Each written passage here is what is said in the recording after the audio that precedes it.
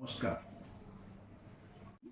এখন অবধি যা ঠিক করেছি, আগামী ৬ তারিখ থেকে এপ্রিলের ৬ তারিখ খুব সম্ভবত, না হলে ৭ তারিখ, হয়তো একদিন দেরি হতে পারে, নাও হতে পারে, আমাদের টার্গেট ৬ তারিখ থেকে পরীক্ষার খাতা দেখার কাজ শুরু হয়ে যাবে, এক্সামিনেশন অফ স্ক্রিপ্টস। আর এই ২-১ দিনের মধ্যেই যত পরীক্ষক আছেন যারা খাতা দেখবেন, সম্মানিত মাস্টারমশাই, প্রত্যেকের নামে আমরা ওদের চিঠিপত্র পাঠিয়ে দেব খাতা দেখার জন্য। পরীক্ষা খাতা আপনারা সবাই জানেন, ৩টে পর্যায়ে খাতা এক্সামিন করা হয়। প্রথমত যারা এক্সামিনার থাকেন খাতাগুলো এক্সামিন করেন, তার পরবর্তী সময়তে খাতাগুলোকে স্ক্রুটিনাইজ করা হয়, স্ক্রুটিনি করা হয়। স্ক্রুটিনিয়ার বা স্ক্রুটিনাইজার থাকেন, ওরাই কাজটা করেন। তৃতীয় সর্বশেষ পর্যায়ে যিনি হেড এক্সামিনার থাকেন, উনি খাতাগুলো আবার একটু বুলিয়ে নেন, চোখ বুলিয়ে নেন। এগুলো খাতা দেখা শুরু হবে।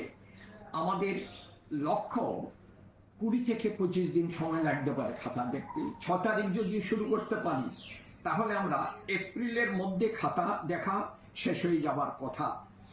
তবে একটা ব্যাপার, আমরা একটু আতঙ্কিত।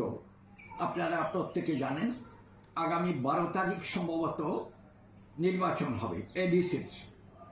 সেই নির্বাচনেতে আমাদের অনেক স্কুলের মাস্টারমশাই অনেকেই ব্যস্ত হয়ে পড়বেন। তো ওরা কতজন ইলেকশন ডিউটিতে করবেন এখনো আমাদের জানা নেই। তো তাদের জন্য একটু দুশ্চিন্তায় আছি, এবার পরীক্ষার খাতা এক্সামিন করাটা একটু দেরি হয়ে যেতে পারে। আর গতবার যতটা টোটাল নাম্বার অফ স্ক্রিপ্টস ছিল, যতজন পরীক্ষার্থী ছিল, এইবার প্রায় ৮,৫০০ খাতা আমাদের বেশি আছে গতবারের চেয়ে।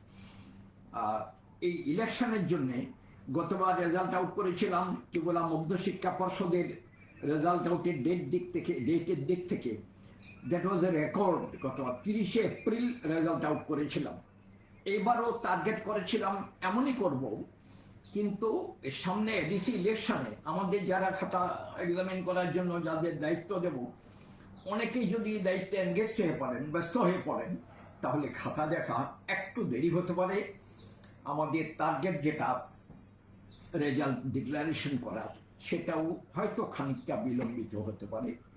তবে আমাদের দৃঢ় বিশ্বাস, আমরা প্রাণপণ চেষ্টা করে যাব কোনো অবস্থাতেই মে মাসের ৭ তারিখের চেয়ে দেরি যেন না হয়, ৭-এর মধ্যে অবশ্যই যেন রেজাল্ট আউট করতে পারি, সেই চেষ্টা আমরা ঐকান্তিকভাবে করে যাব। দেখা যাক কি হয়। নমস্কার। ভিডিওটি দেখার জন্য ধন্যবাদ। এরকম আরও ভিডিও পেতে চাইলে চ্যানেলটিকে সাবস্ক্রাইব করতে ভুলবেন না কিন্তু।